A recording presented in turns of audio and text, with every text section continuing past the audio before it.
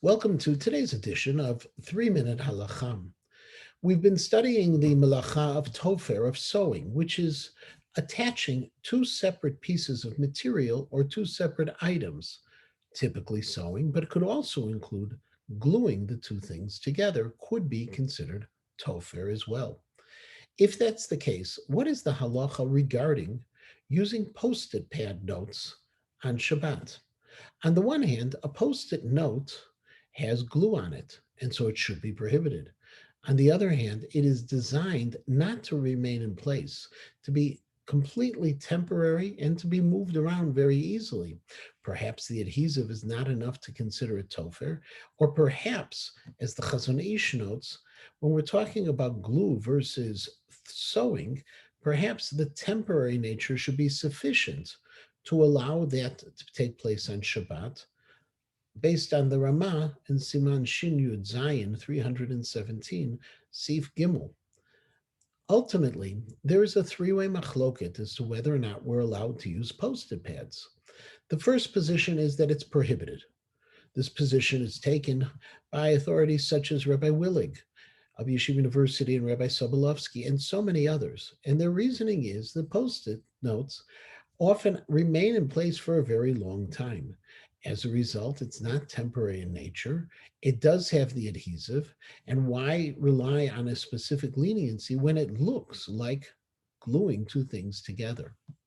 The other end of the spectrum, we find the positions of Kol Eliyahu, Rabbi Mordechai Eliyahu Zatzal, the Pele Yoetz, the Shelot and Shuvah Pele Yoetz, Siman Tet, and also the Rav Harpanis, who's the author of Shelot and Shuvot Nishmat Shabbat, Volume 7, in Shuvah Reish Vav 206, where he gives three reasons why attaching a post-it note on Shabbat should be totally permitted. One is it's a weaker glue. Two, it really doesn't connect in any two pieces of paper. It's meant to rather be there just as a marker. And finally, it is ultimately to hold a place and for nothing more than that. Based on those tshuvot, you should be allowed to use post-it notes on Shabbat. There are contemporary poskim who agree with that position as well.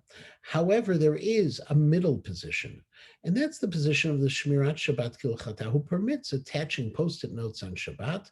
See the third edition of the Shmirat Shabbat Kilchata, chapter 28, paragraph 8, without hesitation. And in fact, he does qualify one thing, and that is Lizman Katzar, without defining what a short period of time should be.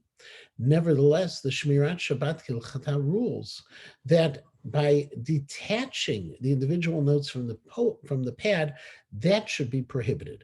It may be korea because the pad has been in place for a long time. It's a permanent pad, and you're separating pieces of paper. Or it may even be makepa patish, which means that you're finalizing an object to be used. The counter argument to the Shmirat Shabbat Kilchata, which is used by many poskim, of why not only is it permitted to use post-it pads but to detach it, is a position of the Magen Avraham in Siman Shin Mem 340, Sif Katan Yud Chet, paragraph 18, where the Magen Avraham notes that papers which were attached with wax were allowed to be separated on Shabbat. The ruling is that just as the wax was something that allowed you to detach the paper, so too is the adhesive on the post-it notes, similar to the wax, and should not be any more restricted.